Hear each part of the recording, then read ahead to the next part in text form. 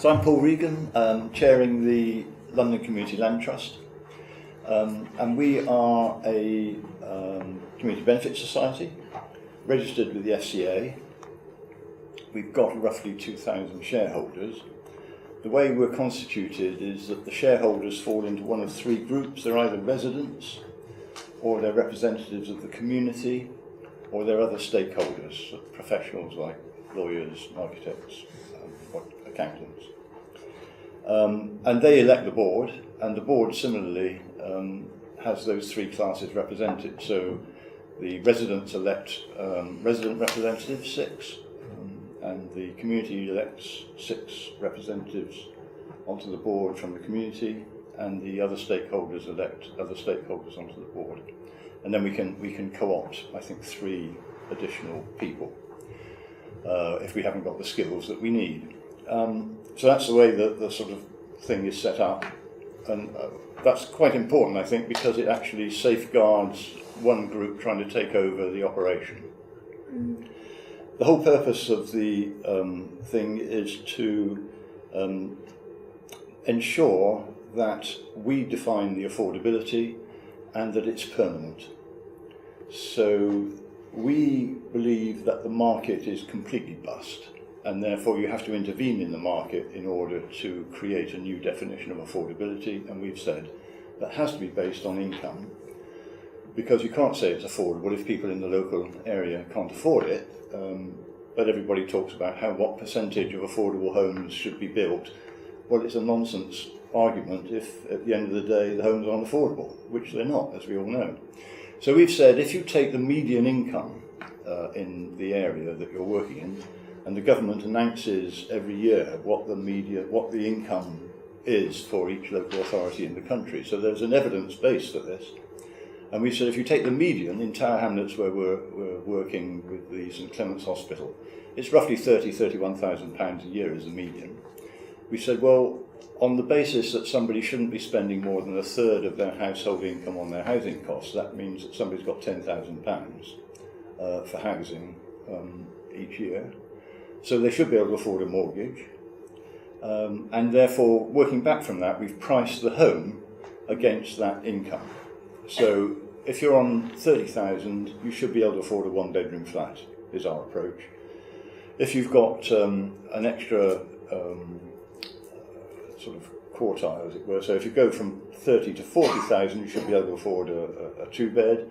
If you're on 50,000, you should be able to afford a 3-bed. We don't have any 4-beds, but if you're on 60,000, you should be able to afford a 4-bed. So we've only got 1, 2 and 3 beds at St Clement's. We've got 23 homes. We're in a partnership with the GLA, Galliford Try, the developer, Peabody, who are doing the social housing, and ourselves, with Tower Hamlets obviously in the background because it's in their local authority area. So there's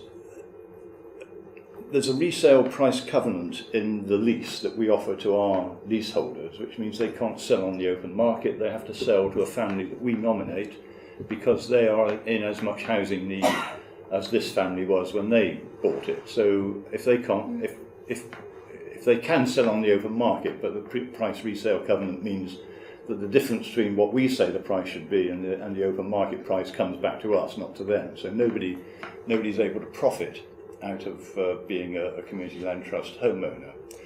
The basic idea being that a home should be a home, not an asset. I mean, at a very fundamental level, I think the community land trust is actually challenging the idea that land should be in private ownership. Land should be in community ownership because there's a limited supply of it. Actually, you can't manufacture it, it's there. We've got a limited amount, we've got one planet to live on, and if some people are going to snap it up and make a profit out of it, we're in a real crisis, especially with climate change coming and the idea that there's going to be scarcity of water and that sort of thing. If people have collared the land, we're all in trouble. So I think there's a massive underlying argument coming at it from a Christian perspective, because I'm a Christian minister, I'm a Methodist minister. I believe that the theology of land is that God gave us the land as a stewardship gift that we're responsible for maintaining, but it's basically there to be shared by everybody. Clement's Hospital, you probably know about, which I've described, 23 homes. We allocated them last summer because the developer should have delivered them last summer, and he's 9 to 10 months behind schedule. So, in fact, two of the families that we allocated homes to last summer have now divorced. So we've had to reallocate their homes because they can't stay on the site. You wouldn't think that would happen in 9 months, but it has.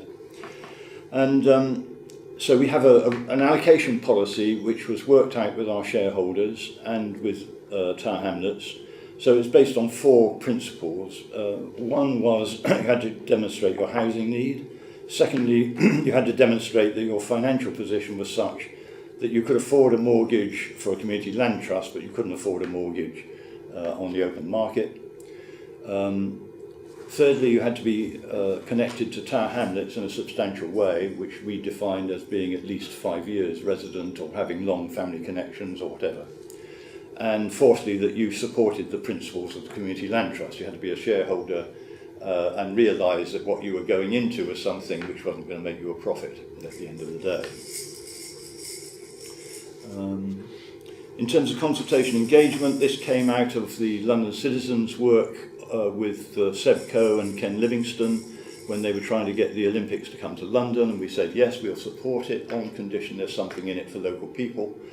And the something in it was they have to have a living wage, they have to have training to do the jobs, there has to be a certain amount of jobs for local people. But at the end of the day, if it comes to London, we want homes on the Olympic Park that people can afford. So we want Community Land Trust homes built in. That is built in now. St Clement's is the pilot project that GLA said was necessary in order to show that a Community Land Trust idea was workable and viable in London. So they weren't going to commit to put anything on the Olympic Park unless we could prove that it worked. St Clement's is proof. The Olympic Park has now written into the Sweetwater contract that there has to be Community Land Trust, but we're still negotiating with them about the numbers that we will get. We've said we need at least 100, and they've said, well, we might give you 20. So there's citizens have got a continuing piece of pressure on the authorities there. In terms of consultation engagement, we work in close partnership with Citizens UK. 1 minute. Okay. So we rely on them really to do the political campaigning work around London. So they've signed up half a dozen boroughs or more now to say we want Community Land Trusts. We're the delivery arm of the Community Land Trust. Once they've got the political commitment, we go in and talk to the officers and say this is how it's done, this is what's involved. In the St Clement's case, there was a heavy community consultation that we did with our developer, and we lost because St Clement's was on a competitive basis. We didn't get it. But because we'd negotiated with Boris Johnson that CLT would be part of that development, the developer had to deliver it and therefore had to work with us. In Lewisham, we're developing our own Community Land Trust piece of work. Interesting thing there is we selected 3 architects that we were prepared to work with, and then we said to the architects, you have to go and pitch to the local community. The local community will choose which of you is going to work with them. So the local community selected the architectural practice that they wanted to work with. It's a small infill site, some garages in the middle of an estate. There's a school on one side, difficult to develop, but we will probably be able to produce between 12 and 14 homes there. And we won't work with a developer, we're employing the architect, builder and everything ourselves, so it will be a direct development. So we've got something like £80 million worth of development in the pipeline, which we need to deliver over the next 5 or 10 years. And my issue is how quickly do we expand the scheme in order to make sure that we can deliver in a sustainable way.